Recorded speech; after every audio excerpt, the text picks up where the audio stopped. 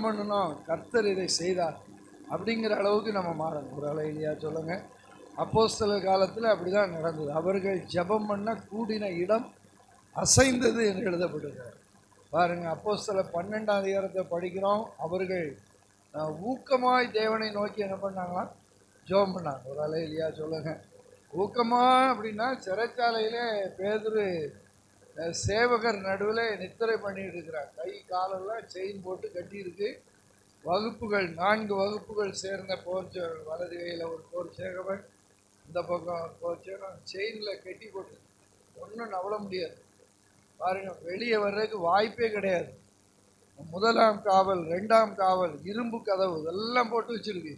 ஆனால் ஜனங்கள் என்ன பண்ணாங்க? ஊக்கமாக ஜெபம் பண்ணாங்க. தலையிலையா சொல்லுங்க. இரவேர் தலையிலையா சொல்லுங்க. ஜெபம் பண்ண ஆண்டவர் என்ன பண்ணாரு? சிறைச்சாலையிலே கிரியை செய்ய ஆரம்பிக்கிறார். ஒரு அலையிலையா சொல்லுங்க. வேதம் சொல்லுது, கர்த்தருடைய தூதன் அங்கே நின்றான், வெளிச்சம் பிரகாசித்தது. பாருங்க, பேதுருவை விழாவில தட்டி எழுந்துரு அப்படி சொல்லி எழுப்பி பின்னால வஸ்திரத்தை பொறுத்துக்கொள், பாதரட்சியை தொடுத்துக்கொள் அப்படி சொல்லி இந்த பேதுருவை பாருங்க, தேவதூதன் சுய உணர்வு இல்லாதவனாக இந்த பேதுரு நடக்கிறான். ஒரு அலையா சொல்லுங்க. ஏதோ சொப்பனை காண்டான் நினைச்சிட்டு போறார். போனா கதவெல்லாம் திறக்கு. பாருங்க, இரும்பு கதவண்டை வந்ததும் அது தானா திறக்கு. ரோட்ல கொண்டு விட்டுட்டாரு. நேர பேதுரு பாருங்க, அந்த செபிக்கிற மார்க்கு என்கிற யோவானுடைய வீட்டுக்கு போனா அங்கே அநேகர் கூடி ஜெபம் பண்ணினார்கள். ஒரு அலையா சொல்லுங்க. இதுதான் இந்த கடைசி காலத்துல நடக்கணும். ஏதோ ஜெபம் பண்ண அப்படின்னு ஒரு மன திருப்தியோடு போகிறதல்ல. நம்ம ஜெபிச்சோம், கர்த்தர் இந்த தேசத்துல ஒரு காரியத்தை செய்தார், குடும்பத்தை ரட்சித்தார், சபையில வளர்ச்சியை தந்தார். பாருங்க, என் குடும்பத்துல சில மாற்றங்களை தந்தார். இதுதான் ஜெபத்தினால் உண்டாகிற கிரியையா இருக்கணும். அலையிலையா சொல்லுங்க. அப்படிப்பட்ட ஒரு ஜெப ஆவியை ஆண்டவர் நமக்கு தரணும். அதுக்கு நிறைய மாதிரிகள் இருக்கிறது. இயேசு ஜெபம் பண்ணினார். 3 காரியத்தை சொன்ன. இந்த லூக்காவில் நிறைய காரியங்கள் இருக்கு. இப்போ அதை பேசுறதுக்கு நமக்கு இன்னும் நிறைய நேரம் உண்டு. ஆனால் ஒரே ஒரு காரியத்தை நான் சொல்லிட்டு சபைக்காக, ஊழியர்களுக்காக, உங்களுடைய வாழ்வுக்காக ஜெபித்து நான் முடிக்க ஆசைப்படுகிறேன். லூக்கா புஸ்தகம் 22ஆம் அதிகாரம் எடுத்துக்கொள்ளுங்கள். எடுத்துக்கொண்டு லூக்கா புஸ்தகம் 22 39, 40, 42 அந்த வசனங்களை படிக்கலாம். 43 வசனம் வரைக்கும் படிக்கலாம். வாசிப்பா அப்படி கொஞ்சம் சத்தமா. பின்பு அவர் புறப்பட்டு வழக்கத்தின்படி பின்பு அவர் புறப்பட்டு வழக்கத்தின்படியே ஒலிவமலைக்கு போனார். வழக்கத்தின்படியே ஒலிவமலைக்கு போனார். அவருடைய சீஷரும் அவரோட கூட போனார்கள். சீஷரும் அவரோடு கூட போனார்கள். அவ்விடத்தில் சேர்ந்த பொழுது அவர் அவர்களை நோக்கி நீங்கள் சோதனைக்கு உட்படாதபடிக்கு ஜெபம் பண்ணுங்கள் என்று சொல்லி அவர்களை விட்டு கல்லறியும் தூரம் புறப்பட்டு முழங்கால் படியிட்டு பிதாவே உமக்கு சித்தமானால் இந்த பாத்திரம் என்னை விட்டு நீங்கும்படி செய்யும். ஆயினும் என்னுடைய சித்தத்தின்படி அல்ல, உம்முடைய சித்தத்தின்படியே ஆக கடவது என்று ஜெபம் பண்ணினார். அப்பொழுது வானத்திலிருந்து ஒரு தூதன் தோன்றி அவரை பலப்படுத்தினான். அவர் மிகவும் வியாகுலப்பட்டு அதிக ஊக்கத்தோட ஜெபம் பண்ணினார். அவருடைய வேர்வை இரத்தத்தின் பெருந்துளிகளாய் தரையிலே விழுந்தது. சொல்லுங்க. சொல்லுங்க.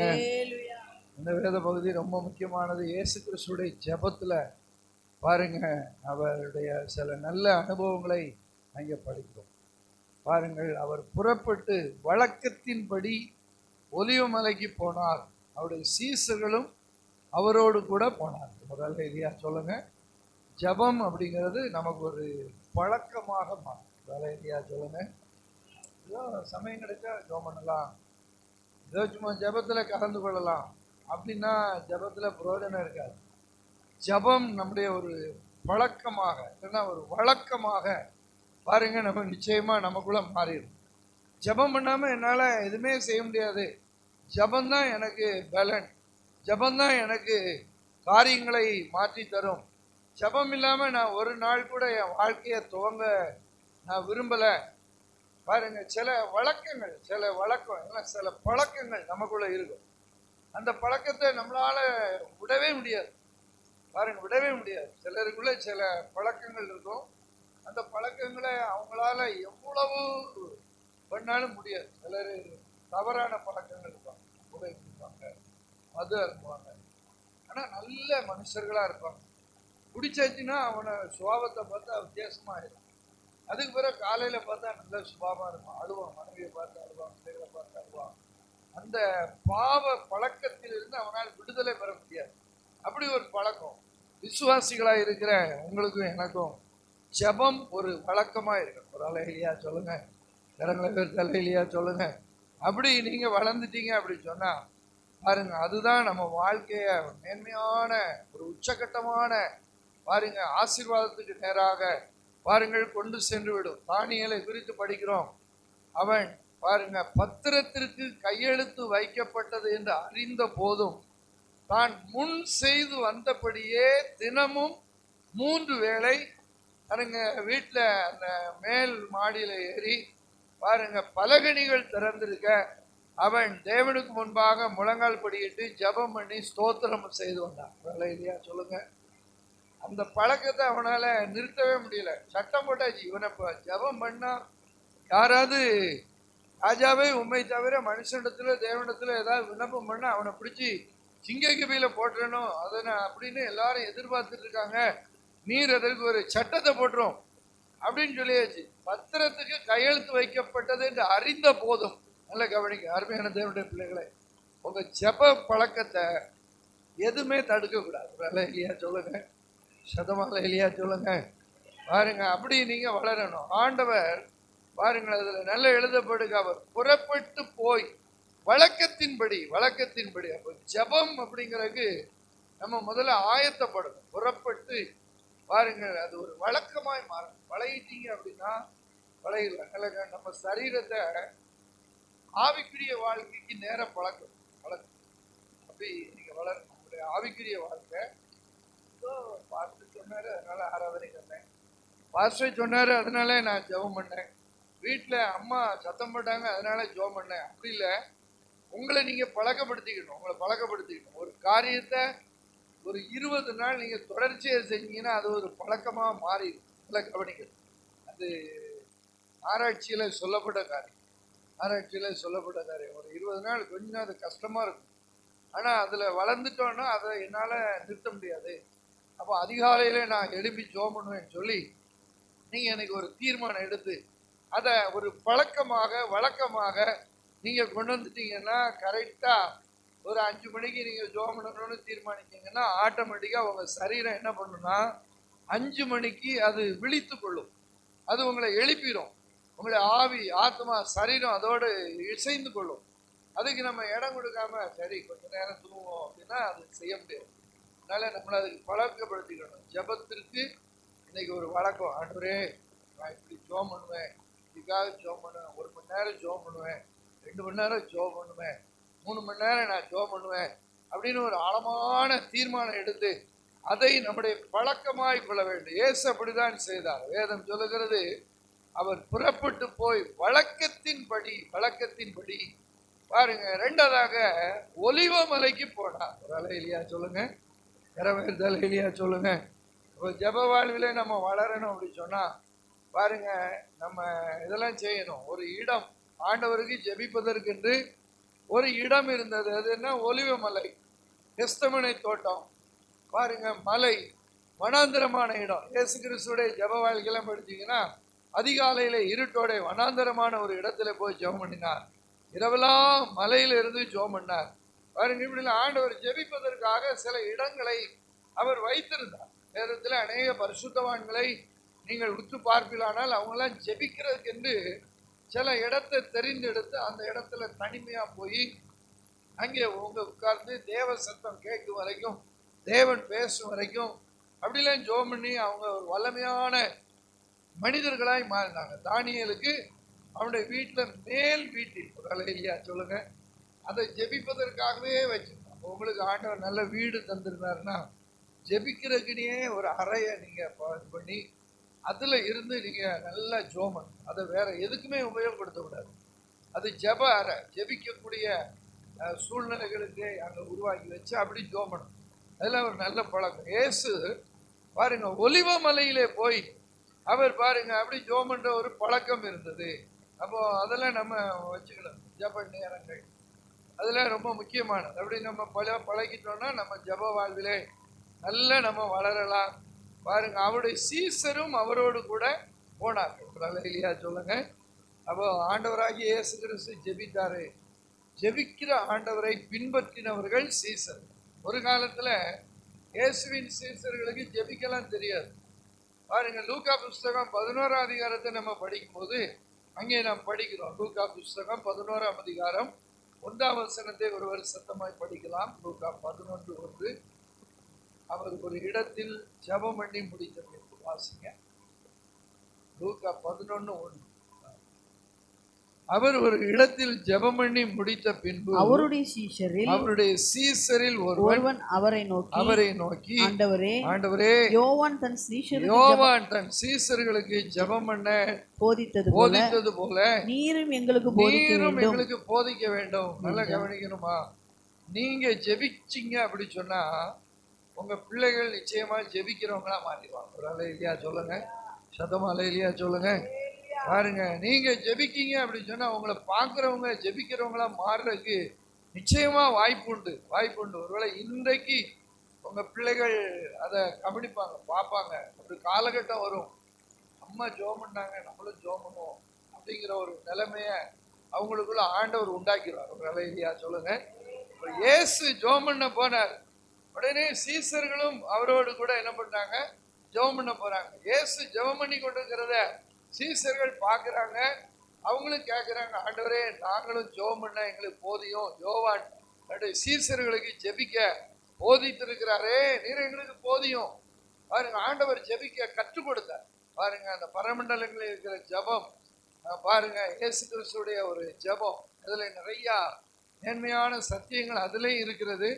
அப்போ அது ஒரு மாடல் ஜெபம். பரலோகத்தில் இருக்கிற பிதாவை நோக்கி பாருங்க நம்ம ஜெபம் பண்ணணும் அப்படின்னு சொல்லி ஆண்டவர் சொல்லி கொடுத்தா அதையே மட்டும் சொல்லிட்டு இருக்கக்கூடாது. சிலர் இந்த கிளிப்புல ஜபம் மாதிரி பரமண்டலங்களில் இருக்கிற ஜபத்தையே சிலர் சொல்லிட்டு இருப்பாங்க. அப்படி இல்லை, அது நமக்கு அவசியமானது. அந்த ஜபத்தில் நிறைய கருத்துக்கள் இருக்கிறது. ஆனால் நம்ம ஜபம் அப்படின்னா என்ன? ஒரு அருமையான சண்டே கிளாஸில் ஒரு டீச்சர் இப்படி சொன்னாங்க, ஜபம் என்றால் என்ன பாருங்க, கண்களை மூடணும், கையை தூக்கணும், முழங்கால் படிக்கிட்டு ஆண்டவர் நோக்கி பேசுறது ஜபம். ஒரு அல்லேலூயா சொல்லுங்க. பாருங்க இன்னைக்கு முழங்கால் ஜபம் அப்படிங்கிறது ரொம்ப குறைஞ்சிக்கிட்டே இருக்கிறது. பாருங்க ரொம்ப குறைஞ்சிக்கிட்டே இருக்கிறது. நல்லா கவனிக்கணும். இயேசு கிறிஸ்து பாருங்க அவர் என்ன பண்ணாரு, அந்த பகுதியில் படிக்கிறோம், அவர்களை விட்டு கல்லறியும் தூரம் புறப்பட்டு போய் முழங்கால் படிக்கிட்டு ஜபம் பண்ணினார். ஒரு அல்லேலூயா சொல்லுங்க. அப்போ முழங்கால் ஜபம் அப்படிங்கிறது ஒரு பெரிய மாற்றம். பாருங்க பார்த்து எல் ஜோசப் அவங்க முழங்கால் யுத்தம் அப்படின்னு சொல்லி ஒரு ஜெபம் நடத்துகிறாங்க. பாருங்க ஆண்டவர் முழங்கால் பிடிக்கிட்டு ஜெபம் பண்ணுறத தான் பாருங்க ரொம்ப மேன்மையாக கருது. நமக்குலாம் சர்ச்சில் நல்ல சேர் வசதியெல்லாம் பண்ணி கொடுத்துருக்காங்க. பாருங்க அதான் ஒரு பக்கம் இருந்தாலும் ஜெபம் அப்படின்னு சொன்னால் கூடுமான வரைக்கும் முழங்கால் போட்டு நீங்கள் ஜெபம் பண்ணுங்க. இயேசு முழங்கால் படிக்கிட்டு தான் ஜெபம் பண்ணினார். பவுலை பிடிங்க, அவர் முழங்கால் படிக்கிட்டு தான் ஜெபம் பண்ணார். தானியேலை படிச்சு பாருங்க, முழங்கால் படிக்கிட்டு தான் ஜெபம் பண்ணார். பேதுரு அப்போஸ்தலனை படிச்சு பாருங்க, அவர் முழங்கால் போட்டு தான் ஜெபம் பண்ணாரு. பாருங்க இப்படி பைபிள்ல சாலமோனை பாருங்க நீண்ட ஜெபம் பண்ணா, முழங்கால் படிக்கிட்டு ஜெபம் பண்ணாரு. இந்த முழங்கால் படிக்கிட்டு ஜெபம் பண்ணும்போது பெரிய வித்தியாசங்களை நம்ம நிச்சயமா பண்ணலாம். பாருங்க அதுக்கு கொஞ்சம் நம்ம சரீரத்தை ஒப்பு கொடுக்கும். முழங்கால் ஸ்கூல்ல பிள்ளைகள் படிக்கலை அப்படின்னு சொன்னால் என்ன பண்ணுவாங்க, வெயிலில் முழங்கால் போட வச்சுப்பாங்க. இப்போல்லாம் அப்படி செய்கிறது இல்லை. நாங்கள்லாம் படிக்கும்போது பாருங்கள் வெயிலில் முழங்கால் போடுவோம், 1 மணி நேரம் முழங்கால் பாருங்கள். அது விரதம் புத்திய படிக்கணும் அப்படிங்கிற புத்தி பாருங்கள். அப்போ முழங்கால் அப்படிங்கிறது சில மாற்றங்களை நிச்சயமாய் தரும். இயேசு கிறிஸ்து பாருங்க அவருடைய ஜெப வழக்கம், ஜெபிக்கிற இடம், சீசர்களையும் அந்த காரியத்தில் அவர் ஈடுபடுத்த. அப்போ நீங்கள் ஜெபிக்கிறது மாத்திரமல்ல, அவங்க பிள்ளைகளையும் ஜெபிக்க அவங்கள ஈடுபடுத்தி சொல்லி பாருங்க. ஜெபம் பண்ணி பிள்ளைகளை வெளியே அனுப்புங்க. நிறைய பெற்றோர்கள் பிள்ளைகளுக்காக ஜெபிக்கிறது இல்லை. பிள்ளைகளுக்கு ஜெபிக்க கற்றுக் கொடுக்கணும். கற்றுக் கொடுக்கணும். அப்படி செய்யும்போது நல்ல ஒரு பாதுகாப்பு. ஒரு நாள் ஒரு தம்பி ஸ்கூலுக்கு போயிட்டு சின்ன பையன். அப்போ திடீரென்று அவன் போன சைக்கிளில் ஒரு கார் வேகமாக மோதிச்சு. மோதினதில் இந்த பையனை தூக்கி அப்படியே ஒரு பக்கத்தில் தூக்கி எரியுது. சைக்கிள் எல்லாம் இன்னொரு பக்கம் போய் விழுத்து. இதை ஒரு வாட்ச்மேன் ஒரு வீட்டு வாசலில் நின்று இப்படி பார்த்துட்டே இருக்கிறார். கார் மோதுது, சைக்கிள் ஒரு பக்கம், இவன் ஒரு பக்கம்.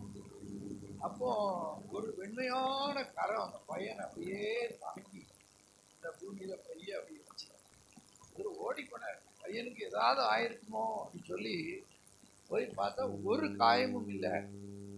ஆனால் பார்த்து கேட்டார், தம்பி நீ யாரு, எங்க இருக்கு அவங்க வீடு, அம்மா அப்பா யாரு? சொன்னா எங்க அம்மா அப்பா ஜெபிக்கிறவங்க, நான் ஒரு கிறிஸ்தவ குடும்பத்தில் உள்ள பையன். அப்போதான் அவர் சொன்னார், ஜெபிக்கிறவனை ஆண்டவர் பாதுகாப்பார். ஒரு இல்லையா சொல்லுங்க. நிச்சயமா அருமையான தேவனுடைய பிள்ளைகளை, நீங்க உங்க பிள்ளைகளெல்லாம் வச்சு குடும்பமா ஜெபம் பண்ணுங்க. இயேசு தன்னோடு இருந்த சீசர்களை ஜெபத்துல பழக்கினார். அவங்களும் ஜெபித்தாங்க.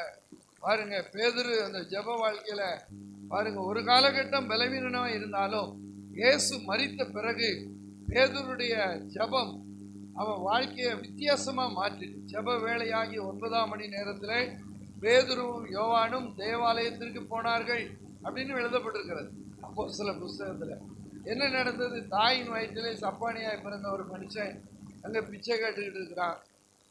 பேதுரு யோவான் அவங்கள பார்த்து சொல்ல, என்கிட்ட வெள்ளி பொண்ணு கிடையாது, நசரேனா இருக்கிற இயேசுவின் நாமத்தினாலே எழுந்து நட. நல்லா கவனிக்கணும். ஒரு வேலை இல்லையா சொல்லுங்க. அப்போ இயேசு செய்த அற்புதத்தை பேதுருவும் யோவானும் செய்வதற்கு அவங்க ஜெப வாழ்விலே பழக்கப்படுத்தப்பட்டிருந்தார்கள்.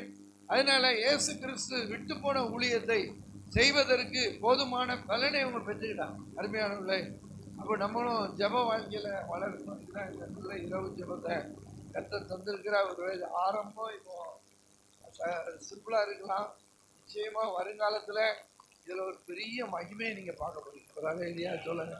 பெரிய மகிமை ஜெபம் அப்படிங்கிறதுல ஆண்டவர் சில பெரிய பெரிய பரிசுத்தவான்களை எழுப்புவார். சென்னையிலலாம் ஜீவானந்த ஐயா காலத்துலலாம் அவர் நடத்தின முழு ஜெபத்துலதான் நிறைய தேவ மனிதர்கள் எழுப்பியிருக்காங்க. ஒரு இல்லையா சொல்லுங்க. அவர் நடத்தின இரவு ஜெபத்துலதான் பெரிய பெரிய பரிசுத்தவான்கள் டிஜிஎஸ் தினகரன், இன்றைக்கு ஊழியர் செய்கிற பாஸ்டர் டி மோகன் ஐயா, பெரிய பெரிய தேவ மனிதர்கள் எழுப்பினெல்லாம் எதுல தெரியுமா? இரவு ஜெபத்துல தான். ஒரு இல்லையா சொல்லுங்க. ஒருவேளை நம்ம 5-6 பேர் 10 பேர் கூடினாலோ இரவு ஜெபத்தை விடாதீங்க. கர்த்தர் இந்த தேசத்தை அசைக்கிறதுக்கு இங்கே இருந்து மனிதர்களை எழுப்ப முடியும். ஒரு இல்லையா சொல்லுங்க. இறங்களை பேர் தலையிலையா சொல்லுங்க. இயேசு ஜெபித்தார், சீசர்களும் ஜெபிக்க ஆரம்பித்தாங்க. அவங்களை கொண்டு தேவன் கிரியை செய்ய ஆரம்பித்தார். இயேசு முழங்காலில் நின்று ஜெபம் பண்ணினார். அதே பழக்கத்தை பேதுருவும் தன்னுடைய வாழ்வில் கையாண்டார். நல்லா கவனிக்கிறீங்க. அப்போஸ்தலர் புஸ்தகத்தை படிச்சீங்கன்னா தொற்கால் என்கிற தபித்தார் மரித்து போனார். அவளை குளிப்பாட்டி மேல் வீட்டு அறையில வச்சிருக்காங்க. இப்போ பேதுரு லித்தா ஊர்ல இருக்கிறாங்க என்று கேள்விப்பட்டு பேதுருவை நீ தாமதம் பண்ணாமல் சீக்கிரம் வாங்கன்னு சொல்லி அவரை கூப்பிட்டு, இந்த தொற்கால் உயிரோடு இருக்கும் போது நிறைய அங்கிகள்லாம் செய்து எங்களுக்கு தந்தா, விதவைகளுக்கெல்லாம் ஆதரவா இருந்தால், இப்படி மரித்து போனாள் அப்படி சொல்லி சொல்றாங்க. நம்ம என்ன பண்ணுவோம்? சரி அடக்கம் பண்றதுக்குள்ள வழியை பார்ப்போம். ஆனா பேதுரு அப்படி சொல்லல. அவன் ஜெபிக்கிற மனுஷன். ஒரு இல்லையா சொல்லுங்க. மேல் வீட்டுல போய் ஏறினாரு. வேத புஸ்தகத்துல படிச்சீங்கன்னா எல்லாரும் என்ன பண்றாரு? வெளியே போக சொல்லி வேதம் சொல்லுகிறது, முழங்கால் படியிட்டு. இல்லையா சொல்லுங்க. இயேசு முழங்கால் படியிட்டு ஜெபம் பண்ணார். அதே போல பேதுருவும் என்ன பண்ண? செத்து போன பிரேதத்துக்கு முன்பாக முழங்கால் படியிட்டு ஜெபம் பண்ணி, அப்போஸ்தலர் 9ஆம் அதிகாரத்துல இந்த வார்த்தையை 40ஆம் வசனத்திலே நான் படிக்கிறேன். 9:40 படிங்க. 40 அப்போஸ்தலர் 9:40. பேதுரு எல்லாரையும் வெளியே போக செய்து முழங்கால் படியிட்டு ஜெபம் பண்ணி பிரேதத்தின் புறமாய் திரும்பி, தபித்தாளே எழுந்திரு என்றான். அப்பொழுது அவன் தன் கண்களை திறந்து பேதுருவை பார்த்து உட்கார்ந்தான். ஒரு அலையா சொல்லுங்க. ஏமா இது நடக்குமா இந்த காலத்துல அப்படின்னா நடக்கும். ஒரு அலையா சொல்லுங்க.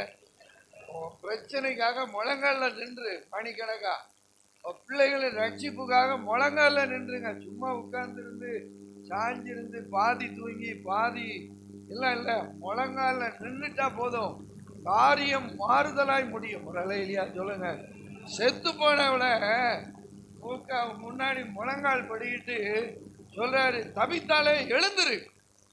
பாருங்க, முழங்காலுக்கு அவ்வளவு பலன் இருக்கிறது. அதனாலதான் பிசாசு நம்ம முழங்கால முடக்கிடுதான். முழங்கால் பாஸ்டர் நிற்க முடியல பாஸ்டர், அதே ஜோம் பண்ணேன், அடுத்தே ஜோம் பண்ணேன். ஒரு வேலை பலவீன நாட்கள்ல வயதான நாட்கள் அப்படிலாம் இருக்கலாம். வாலிபத்துல பலன் இருக்கா, முழங்கால் போடுங்க, முழங்கால் போடுங்க. சுந்தரையாட்ட போய் ஒரு பேட்டி எடுத்தாங்க. ஐயா, உங்க சபைக்கு இவ்வளவு ஆள் வருத, அதுக்கு காரணம் என்ன? அப்போ எனக்குரிய ஊழியர் ஸ்தாபித்த காலத்துல போய் கேட்டாங்களாம். ஒரு சர்வீஸுக்கு 10,000 15,000 பேர் ஒரே ஒயிட் அண்ட் ஒயிட்ல போவாங்க. அவ்வளவு பெரிய கூட்டம், பெரிய சுந்தரையா பாஸ்டர் ஊழியம் செய்யும் போதெல்லாம் பில்டிங்லாம் கிடையாது. அவர் அதை விரும்புகிறது இல்லை. இப்போதான் பாஸ்டர் பாருங்க, நம்ம இப்போ காலம் சென்ற ஆவடி பாஸ்டர் தான் பெரிய சர்ச்சை போட்டிருக்காரு. அவரு அதெல்லாம் விரும்ப மாட்டார். அப்போ கூடாரம் தான், ஓர குடிசை, அதுதான் ஆராதிப்பாங்க. கூட்டம் கூட்டமா ஜனங்கள் போவாங்க. இதுக்கு ரகசியம் என்ன, என்னுடைய ரகசியம் என்ன அப்படின்னு கேட்கும்போது அவர் உடன் ஊழியக்காரன்ட்ட சொன்னாரு, அதை எடுத்துட்டு வானாரு. எதை பாருங்க, ஒரு ஹார்லிக்ஸ் பாட்டில் நிறையா கொண்டு வந்து அந்த ஆட்களுக்கு மேல இப்படி தட்டுனாரு. என்ன தெரியுமா? முட்டு காலில் இருந்து கொலி முட்டு போட்டு முட்டு போட்டு முட்டு போட்டு காய்ப்பு ஏறி அந்த காய்ப்பெல்லாம் பிஞ்சு பிஞ்சு வர்றத ஒரு பாட்டில் நிறைய நிரப்பி வச்சிருந்தாரு. நல்லா கவனிங்கம்மா, நல்லா கவனிங்க. அதனாலதான் அந்த சபை அந்த அளவுக்கு வளர்ந்துருக்கு. ஒரு அலையிலியா சொல்லுங்க. உன் குடும்பம் வளரணுமா, உன் தொழில் வளரணுமா, உன் பிள்ளைகள் வளரணுமா, தேசத்துல மாற்றம் வேணுமா, தேசத்துல தேவனுடைய வல்லமையான கிரியைகள் வெளிப்பட வேண்டுமா, நம்ம முழங்கால்களை முடக்கணும் தேவ சமூகத்துல. பாருங்க, அப்படி நம்ம முடக்கும் போது நிச்சயமாய் தேவனுடைய கிரியை இன்றைக்கும் மாற்றம் இல்லாமல் தேசத்துல நடக்கும். ஒரு அலையிலியா சொல்லுங்க, சத்தம் அலையிலியா சொல்லுங்க. பாருங்க, சுந்தரையாட்ட ஒரு ஆள் ஊழியத்துக்கு போனா அவரு கேட்பாராம். அம்மனா என்ன கேட்போம்? பைபிள் காலேஜ் படிச்சிருக்கியா, பிடிஹெச் படிச்சிருக்கியா, எம்டிஐ படிச்சிருக்கியா, ஊழியத்தில் உனக்கு என்ன அனுபவம் இருக்கு? அவர் அதெல்லாம் கேட்க மாட்டாராம். முழங்கால தூக்கி காட்டுன்னு கொஞ்சம் சொல்லுவாராம். முட்டுக்காலில் காய்ப்பு பிடிச்சிருந்தா தான் அவனை ஊழியத்துக்கே எடுப்பாராம். அப்போ நல்லா கவனிங்கம்மா. உங்களுக்கெல்லாம் தெரியுமா என்னன்னு தெரில, நான் நிறைய பரிசுத்தவான்களை குறித்து கேள்விப்பட்டிருக்கிறேன், படிச்சிருக்கேன், அவங்க கூட நிறைய பேர்கிட்ட பழகி இருக்கிறேன். பாருங்க, அதனால ஸ்ட்ராங்காக பேச முடியும். அதனால முழங்கால் இட்டு சோமனுங்க. ஒரு அலையிலியா சொல்லுங்க, கரவயர் தலையிலியா சொல்லுங்க. பாருங்க, தேவனுக்கு முன்பாக முழங்கால் படி எடுக்கிறவன் மனுஷனுக்கு முன்பாக அவன் ஒரு நாளும் கையேந்தி நிற்க மாட்டான். ஒரு அலையிலியா சொல்லுங்க. பாருங்க, முழங்கால் படியிட்டு பாருங்கள், இயேசு ஜெபம் பண்ணினார். இயேசுடைய ஜெபம் பாருங்க அப்படிப்பட்ட வல்லமையான கிரியைகளை நடப்பித்தது இயேசு. பாருங்க, லூக்கா புஸ்தகத்தில் நீங்க படிச்சீங்கன்னா அவர் பேதுரு, யோவான் இவங்களெல்லாம் கூட்டிட்டு போய் பாருங்க ஒலிவமலையில ஜெபம் பண்ணுகிறார். ஜெபம் பண்ணும்போது வேதம் சொல்லுகிறது, அவருடைய முக ரூபம் என்ன பண்ணிட்டான், அப்படியே மாறிட்டு. லூக்கா புஸ்தகம் 9ஆம் அதிகாரத்தில் நான் படிக்கும்போது பாருங்கள், ஏறக்குறைய 8 நாளைக்கு பின்பு அவர் பேதுருவையும் யோவானையும் யாக்கோபையும் கூட்டிக் கொண்டு ஜெபம் பண்ணுகிறதற்கு ஒலிவமலையின் மேல் ஏறினார். ஒரு அலையிலியா சொல்லுங்க. பாருங்க, அவர் ஜெபம் பண்ணுகையில் அவருடைய முகரூபம் மாறிட்டு அவருடைய வஸ்திரம் பாருங்க வெண்மையாய் பிரகாசித்தது. ஒரு அலையிலியா சொல்லுங்க. அப்போ ஜெபம் பண்ணும்போது பாருங்க ரூபமே மாறிட்டு, அவருடைய முகரூபம் பாருங்க மாறிட்டு, முகரூபம் மாறிட்டு. பாருங்க, ஜெபம் பண்ண ஜெபம் பண்ண ஜெபம் பண்ண நம்ம சாயல்லாம் மாறிடும், மனுஷ சாயல் மாறிடும். நமக்குள்ள இருக்கிற ஜென்ம சுபாவம், பாஸ்டர் அழகாக சொன்னாங்க, நமக்குள்ள இருக்கிற ஜென்ம சுபாவம் பாருங்க. நல்ல உதாரணம் சொன்னாங்க, ரொம்ப நல்ல ஒரு அனுபவமான ஒரு உதாரணம். ஜெபிக்கிற மனுஷனை பாருங்க, ஆண்டவர் என்ன பண்ணுவார், நாளுக்கு நாள் மாற்றிக்கொண்டே வருவார். ஒரு அலையிலியா சொல்லுங்க, கரங்களை விரித்த அலையிலியா சொல்லுங்க. உங்களை சபைக்கு எதுக்கு கொண்டு வருகிறார், உங்களை எதற்காக ரட்சித்திருக்கிறார்? நீங்களாம் பரலோக ராஜ்யத்துக்கு போகணும். பரலோக ராஜ்யத்துக்கு இப்போ இருக்கிற சாயலில் போக முடியாது. நம்ம படிக்கிறோம், தேவ சாயல் ஆக மாறி தேவனோடு இருப்பேன், நானும் தேவனோடு இருப்பேன். ஒரு அலையிலியா சொல்லுவோம். கரங்களை தட்டி எல்லாரும் கொஞ்சம் நேரம் கர்த்தரை மகிமைப்படுத்துவோம். கரங்களை தட்டி ஸ்தோத்திரம் ஸ்தோத்திரம் ஸ்தோத்திரம். பாருங்க, அப்போ ஆண்டவருடைய முகரூபம் மாறிட்டு ஜெபம் பண்ண ஜெபம் பண்ண ஜெபம் பண்ண நம்முடைய முக சாயெல்லாம் மாறிடும், நம்ம தன்மை மாறிடும்.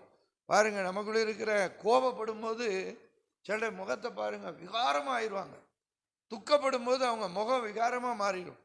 பாருங்க, சில சூழ்நிலைகள் நம்மை தாக்கும் போது நம்முடைய முகத்திலே தெரியும், ஏன் உங்கள் முகம் இப்படி இருக்கு, ஏன் உங்கள் முகத்தில் துக்கம் இருக்கு சொல்கிறாங்களே. ஜெபம் பண்ணுறவன் முகம் பாருங்க என்ன ஆகும், பிரகாசிக்கும். ஒரு அலை இல்லையா சொல்லுங்க.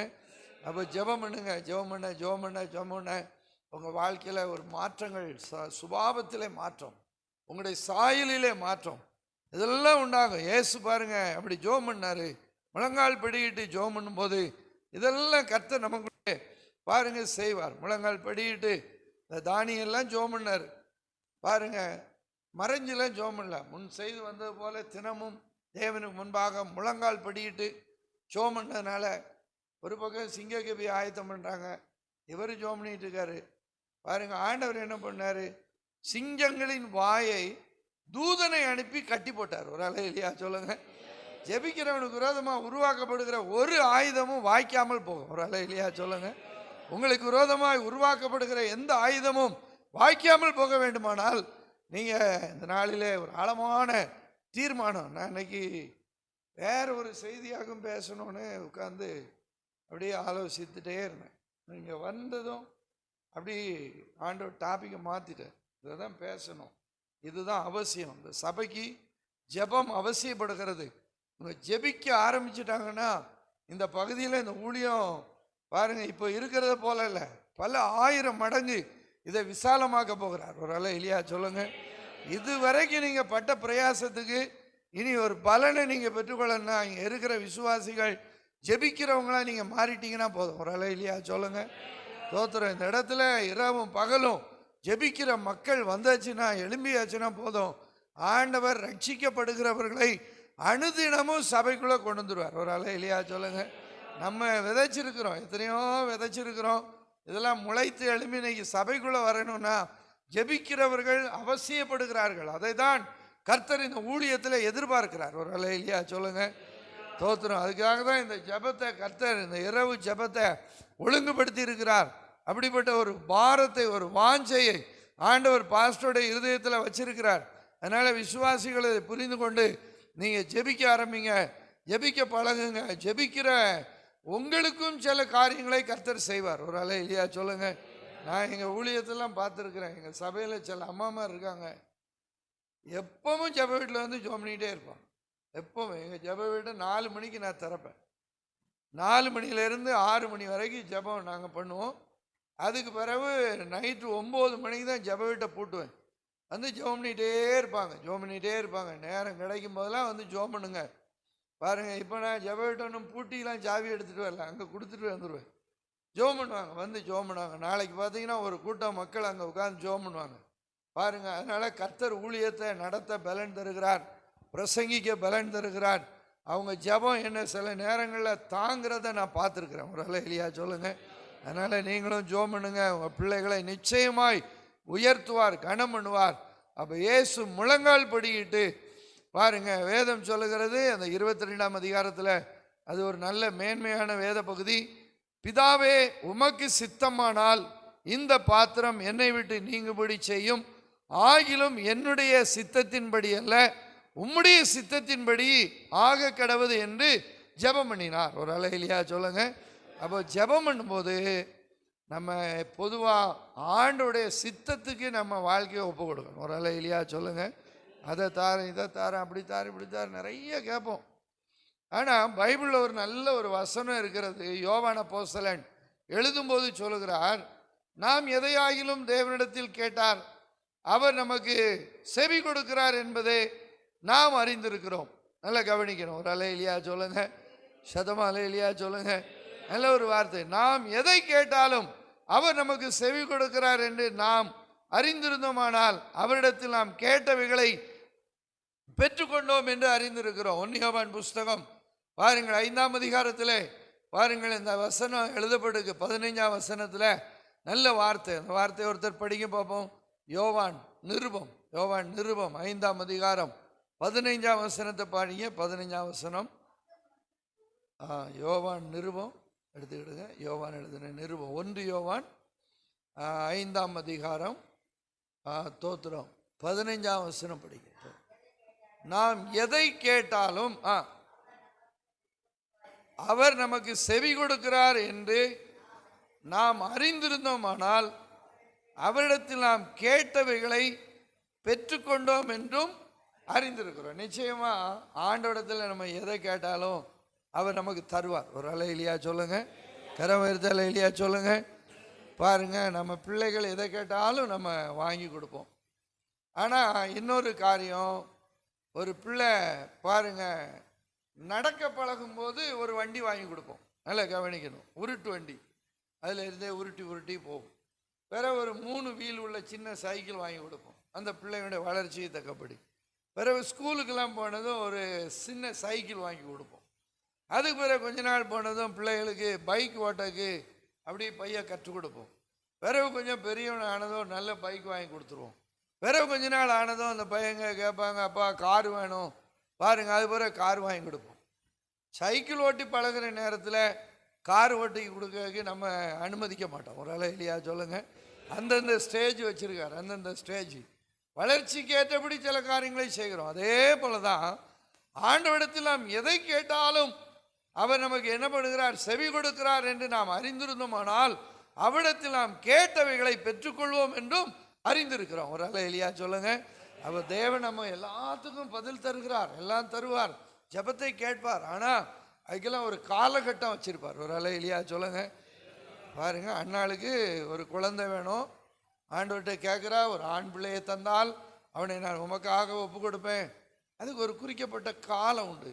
அந்த தாய் கருவுற்று அந்த பிள்ளைய சுமந்து 10 மாதம் கழிச்சு அந்த பிள்ளையை பெற்றெடுக்கணும். இதுதான் தேவனுடைய நியமனம். சும்மா அப்படி எடுத்து கொடுக்க முடியாது. அப்போ அதுவரைக்கும் காத்திருக்கணும். அப்போ தேவன் ஜெபத்தை கேட்கிறார், அதை நம்ம அறிந்து கொள்ளணும். இன்னும் சொல்லப்பட்டிருக்கு, நாம் எதையாகிலும் அவருடைய சித்தத்தின்படி கேட்டால். மேலே அந்த வசனத்தை படிங்கப்பா, 14ஆம் வசனம் படிங்க. நாம் எதையாகிலும் அவருடைய சித்தத்தின்படி கேட்டால் அவர் நமக்கு செவி கொடுக்கிறார் என்பது அவரை பற்றி நாம் கொண்டிருக்கிற தைரியம். ஒரு அலையிலியா சொல்லுங்க. அப்போ எதை கேட்டாலும் ஆண்டவரே உம்முடைய சித்தத்தின்படி நீர் எதை செய்யும். ஒரு அலையிலியா சொல்லுங்க. தேவ சமூகத்தில் வரும்போது சுய சித்தத்தை அப்படி பலிபீடத்தில் வச்சுட்டு உம்முடைய சித்தம்படி செய்யுங்க அப்படின்னு சொல்லணும். சில நேரம் நம்முடைய மன விருப்பத்தின்படியும் தேவன் செய்வார். ஒரு அலையிலியா சொல்லுங்க, கரமேறுத்த அலையிலியா சொல்லுங்க. நம்ம விரும்புகிறத கர்த்தர் நிச்சயமா பாருங்க தேவன் தருவார். சில நேரம் ஜெபமே நம்ம பண்ண வேண்டாம், நம்ம மனசில் விரும்புவோம், ஆண்டவரே இப்படி ஒரு ஊழியத்துக்கு இப்படி ஒரு காரியம் இருந்தால் போதும் அப்படின்னா ஆண்டவர் நிச்சயமா மேன்மையான காரியங்களை நமக்கு நிச்சயமாக தருவார். நம்முடைய விருப்பத்தை நிறைவேற்றுகிறவர். 2வது, எல்லாவற்றிலையும் தேவ சித்தத்துக்கு ஒப்பு கொடுக்கணும். இப்போ இயேசு என்ன ஜெபம் பண்ணாரு அந்த பகுதியில் படிக்கிறோம். பிதாவே உமக்கு சித்தமானால் இந்த பாத்திரம் என்னை விட்டு நீங்கும்படி செய்யும், ஆகிலும் என்னுடைய சித்தத்தின்படி அல்ல உம்முடைய சித்தத்தின்படியே ஆக கடவுது. ஒரு அலையிலியா சொல்லுங்க. இயேசு கிறிஸ்து சிலுவையிலே தன்னுடைய மரணம், அவருடைய மரணம், சிலுவை மரணம், இது பிதாவினால் நியமிக்கப்பட்டது. உலகத்தின் பாவத்தை சுமந்து தீர்க்கிற தேவ காட்டுக்குட்டியாய் அவர் மரிக்க வேண்டும் என்பது தேவனுடைய ஒரு பெரிய பாருங்க திட்டம். இப்போ இதுக்கு தடையா பேதுரு சொல்றேன், இதெல்லாம் உமக்கு சம்பவிக்க கூடாது அப்படின்னு சொல்றான், தடை பண்ணுகிறான். இப்போ ஆண்டவரும் இந்த காரியத்துக்காக ஜெபம் பண்றார். இந்த பாத்திரம் என்னை விட்டு நீங்க கூடுமானால் நீங்கட்டும், ஆனால் என்னுடைய சித்தத்தின்படி அல்ல உம்முடைய சித்தத்தின்படி. அப்போ நாம ஜெபம் பண்ணும்போது தேவ சித்தத்துக்கு ஒப்பு கொடுக்கணும். ஒரு அல்லேலூயா சொல்லுங்க. கரங்களை உயர்த்தி அல்லேலூயா சொல்லுங்க. தேவ சித்தத்துக்கு அப்பாற்பட்டு எதையுமே வாங்கிக்க கூடாது. என்னுடைய ஊழிய ஆரம்ப காலத்தில் நான் ரொம்ப கஷ்டப்பட்டேன். ரொம்ப கஷ்டம்னா எல்லாம் சொன்னால் பாருங்க, ஊழியத்துக்கு சிலர் வரமாட்டாங்க, அப்படிலாம் கஷ்டம் பாருங்க. ஆனால் இன்னைக்கு அது ஒரு நல்ல அனுபவம் ஊழியத்தில் பாருங்க. அப்போ ஒரு நாள் சென்னையில் கோடம்பாக்கத்தில் கிருபாசனம் சர்ச்சில் என்ன ஒரு 15 நாள் மீட்டிங் புக் பண்ணியிருந்தாங்க பாருங்க. பாஸ்டர் ரத்னம் அப்படிங்கிற ஒரு பாஸ்டர் பாருங்க ஆதம்பாக்கத்தில் ஊழியம் செய்தார், திருவள்ளுவர் நகர் அந்த இடத்துல. அவர் என்னை அழைத்து, பாஸ்டர் எங்கள் சபையில் வந்து 3 நாள் பேசுங்க, இன்னும் கோடம்பாக்கம் விருகம்பாக்கம் எங்கெல்லாம் கிருவாசனம் சர்ச் இருக்குது வந்து பேசணும்னு சொல்லி என்னை 15 நாளுக்கு கூப்பிட்டுருந்தேன். நான் போய் அங்கே பேசினேன். அவருக்கு என் மேலே ரொம்ப அன்பு உண்டாகிட்டு. ஒரு அல்லேலூயா சொல்லுங்கள். நம்ம கிருவாசனத்தோடு நீங்கள் இருந்து ஊழியம் செய்தால் நல்லா இருக்குமே, அதனால் நீங்கள் எங்கள் ஊழியத்தோடு நீங்கள் ஐக்கியப்படுங்க. உங்களுக்கு கன்னியாகுமரியில் ஊழியம் இருந்தால் கூட நீங்கள் மாதத்துக்கு ஒரு முறை அதை போய் பாருங்கள். நீங்கள் எங்களுக்கு ஊழியத்துக்கு நல்ல ஊழியங்கள் இல்லை, சபை இருக்குது ஆனால் ஊழியக்காரங்க இல்லை அப்படின்னு சொல்லி கோடம்பாக்கத்தில் பாஸ்டர் சாம் டேனியல் என்ற ஒரு அருமையான தேவ மனுஷர் மரித்து போனார். அவர் கட்டின ஒரு ஊழியம் பாஸ்டர், நல்ல சர்ச்சு, ஏசி சர்ச்சு பாருங்க, மேலே பெரிய ஒரு பில்டிங். அந்த ஊழியத்தை காட்டி இதில் இருந்து நீங்கள் ஊழியம் செய்யுங்க, நான் தான் சென்னை கிருவாசனத்துடைய கண்ட்ரோல், நான் சொன்னால் எல்லாம் கேட்பாங்க அப்படின்னு சொல்லி அங்கே என்ன மெசேஜ் கொடுக்க சொன்னார். பேசினேன், ரொம்ப விரும்பினாங்க. நானும் ஓகேன்னு சொல்லிட்டு ஊரில் உள்ள ஊழியத்தில் ஒழுங்குபடுத்திட்டு வந்துடுறேன் அப்படின்ட்டு என்னுடைய சுய சித்தத்தின்படி அதை தீர்மானிச்சிட்டேன். ஏன்னா இங்கே கிடந்து கஷ்டப்பட வேண்டியிருக்கு, வீடு இல்லை, சாப்பாடு வசதி கிடையாது, ஒன்றும் இல்லை. நல்ல ஊழியம், சபையில் நிறையா நல்ல மக்கள் விசுவாசிகள் வார்த்தைகளை பேசணும், அப்படியே அதை வாங்கிக்கிடுவாங்க. ஏன்னா வசனம் இல்லாமல் கிடக்காங்க அந்த ஜனங்கள். சொல்லி எல்லாம் ரெடி பண்ணிவிட்டு பஸ்ஸில் டிக்கெட் புக் பண்ணேன்.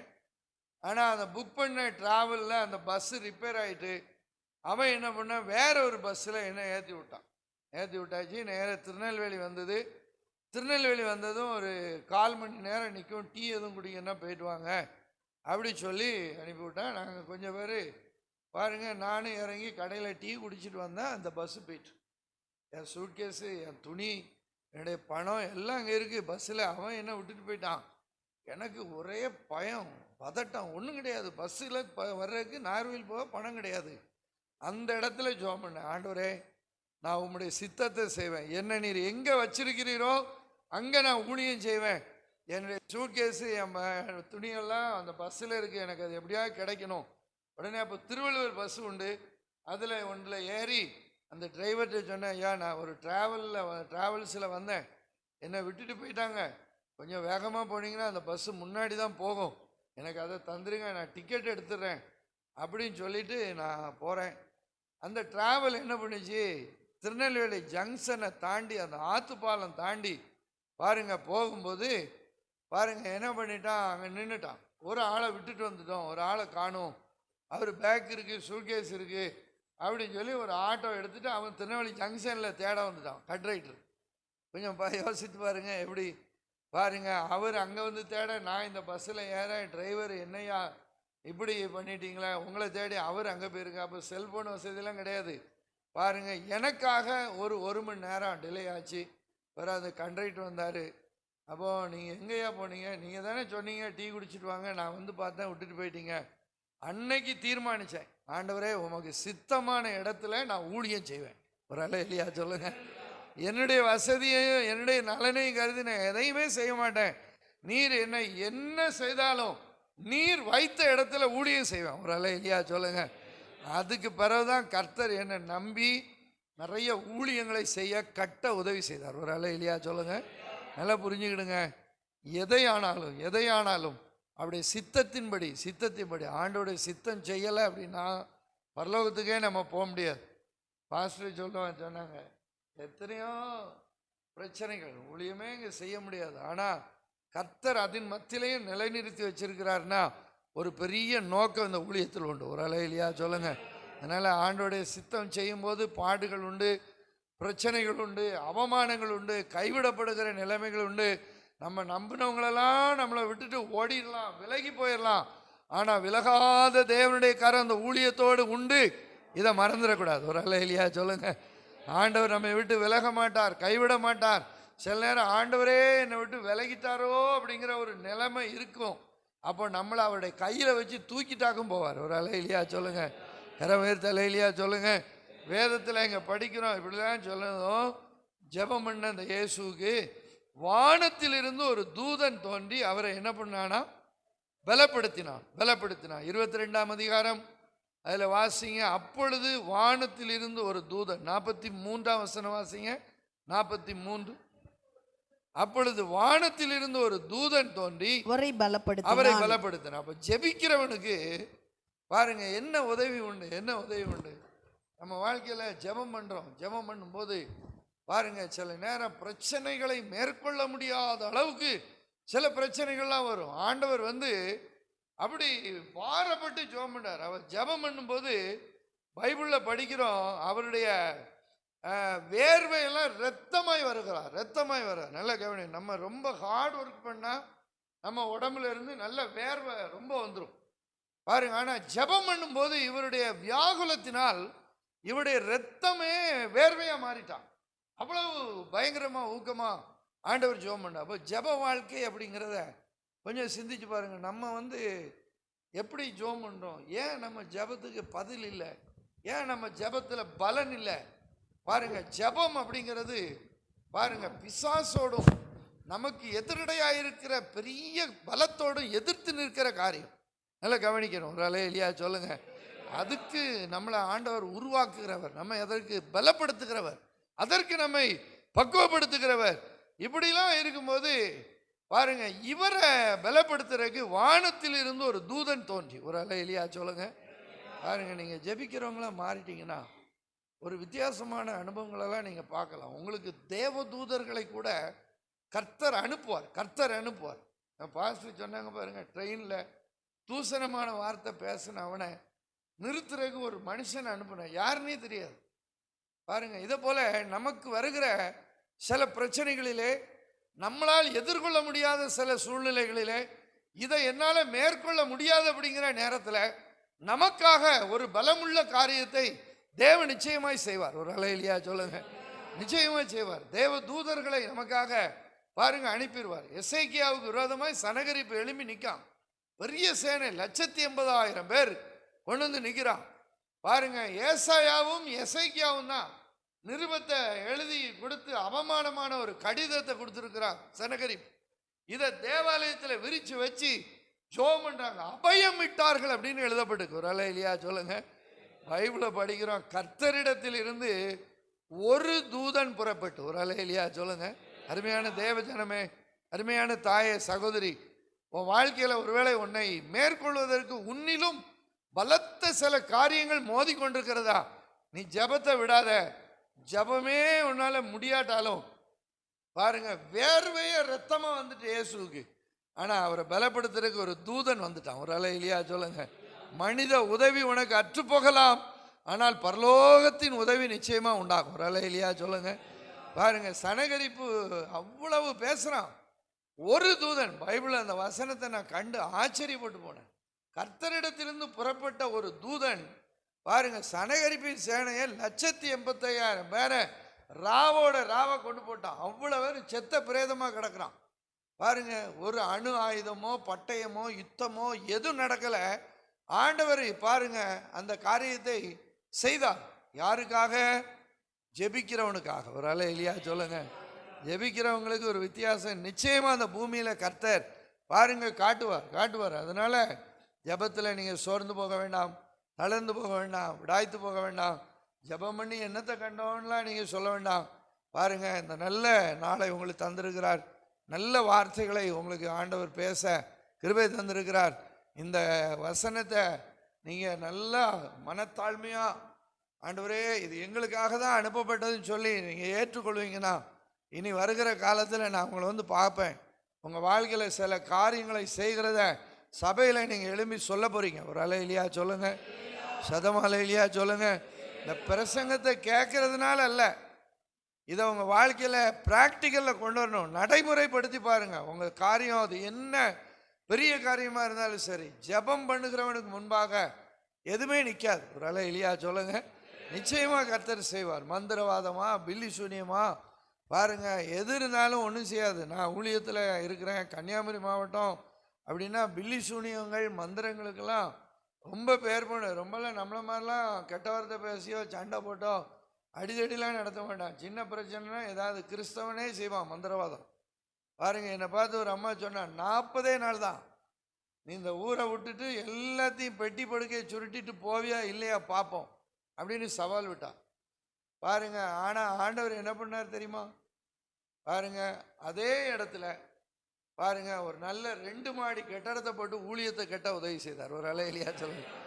பாருங்க, போட்டிக்காகவே எங்கள் வீட்டு பக்கம் இடம் வாங்கி அந்த ஆட்கள் வீடு கட்டி போராடி பார்த்தாங்க, முடியல. கர்த்தரை மேற்கொள்ள மனுஷனால முடியாது. ஒரு அல்லேலூயா சொல்லுங்க. ஜெபம் பண்ணுங்க, தேவன் உங்களை நிலைநிறுத்துவார், தேவன் உங்களை வலுவாமல் காப்பார். உங்களுக்கு விரோதமானவைகள் ஒன்று வாய்க்காது, உங்களுக்கு எதிரடையானவைகள் அனுகூலமாக நிச்சயமாய் கர்த்தர் மாற்றுவார். ஒரு அல்லேலூயா சொல்லுங்க. ஊழியத்துக்கு எதிர்த்து நிற்காங்களா, அவங்கள ரட்சித்து சபைக்கு கொண்டு வர ஆண்டவரே சொல்லுங்க, கொண்டு வந்து முன்னாடி நிறுத்தி நமக்கு உதவி செய்ய பணிவிடை செய்கிறவர்களா அவங்கள மாற்றி விடுவார். பாருங்க, ஆண்டவர் அப்படிப்பட்டவர். வானத்திலிருந்து ஒரு தூதன் தோன்றி அவரை பலப்படுத்தினான் என்று வேதம் சொல்லுது. அருமையான தேவனுடைய பிள்ளைகளே, அப்போ நம்ம அதிகமாக ஜெபம் பண்ணுவோம். இயேசு கிறிஸ்து பாருங்க இப்படி ஜெபம் பண்ணாரு பாருங்க. ஆனால் அன்றைக்கு இருந்த சீசர்கள் இதெல்லாம் புரிஞ்சுக்கிடலை, நல்லா தூங்குறாங்க, நித்திரை பண்ணுறாங்க. ஆண்டவர் சொன்னார், நீங்கள் நித்திரை பண்ணுகிறது என்ன? சோதனைக்கு உட்படாதபடிக்கு எழுந்திருந்து ஜெபம் பண்ணுங்கள். ஒரு அல்லேலூயா சொல்லுங்க. அப்போ ஜெபம் ஒரு மனிதனை என்ன பண்ணா, சோதனைக்கு உட்படாமல் அவனை பாதுகாக்கும். ஒரு அல்லேலூயா சொல்லுங்க. கரங்களை உயர்த்தி அல்லேலூயா சொல்லுங்க. இன்னொரு அல்லேலூயா சொல்லுங்க. பாருங்க, சோதனை என்பது 3, 4 பல விதத்தில் வருகிறது. பிசாசால் நாம் சோதிக்கப்படுகிறோம், தேவனால் சோதிக்கப்படுகிறோம், சில நேரம் நாமே சோதனைக்கு உட்படுத்தி விடுகிறோம், சோதனைக்குள்ள விழுந்துரும். இதுக்கு நம்மளை காக்கிறது ஜெபம். ஒரு அல்லேலூயா சொல்லுங்க. அதனால தான் பரமண்டலங்களில் இருக்கிற ஜெபத்தில் பண்ணும்போது சோதனைக்கு உட்படாதபடிக்கு அப்படிங்கிற ஒரு வார்த்தையை ஆண்டவர் பயன்படுத்துகிறார். அப்போ நம்ம சோதனைக்கு உட்படாதபடிக்கு நம்மளை பாதுகாக்கிற ஒரு நல்ல அனுபவம் என்னன்னா ஜெபம். ஒரு அல்லேலூயா சொல்லுங்க.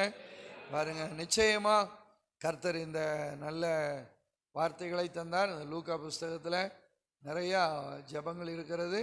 பாருங்க, இதெல்லாம் ஆண்டவர் செய்து ஜனங்களையும் ஜெபம் பண்ண பாருங்க உற்சாகப்படுத்தி ஜெபிக்க பழக்கப்படுத்தி கடைசியில் ஒரு வார்த்தை சொல்றார், இனி சம்பவிக்க போகிற இவைகளுக்கெல்லாம் நீங்கள் தப்பி மனுஷகுமாரனுக்கு முன்பாக நிற்க வேண்டும். ஒரு அல்லேலூயா சொல்லுங்க.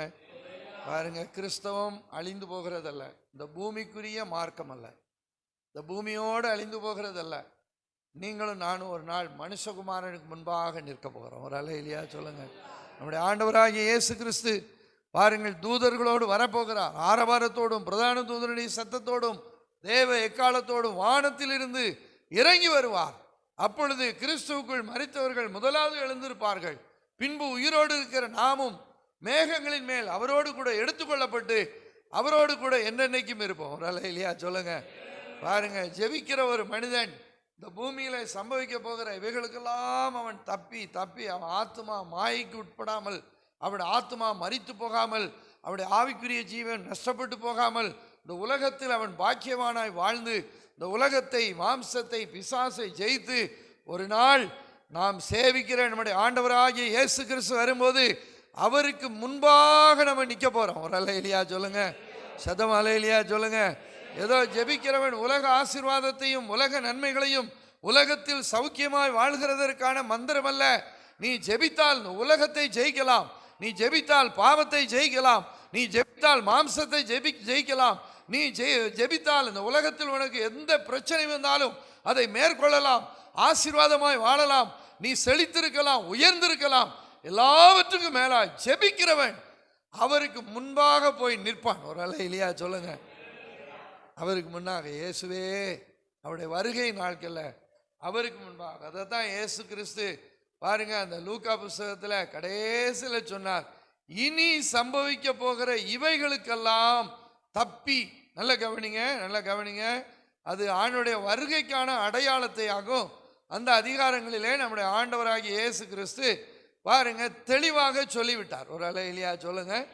பாருங்க அந்த லூக்கா புஸ்தகம் 21 அதிகாரம் பாருங்க, மார்க் எழுதின சுவிசேஷத்துல பின்பகுதி, மத்தேயு எழுதின சுவிசேஷம் 24 அதிகாரம், இதெல்லாம் இயேசுவின் வருகைக்கான அடையாளங்கள், பூமியில சம்பவிக்க போகிற காரியங்கள்.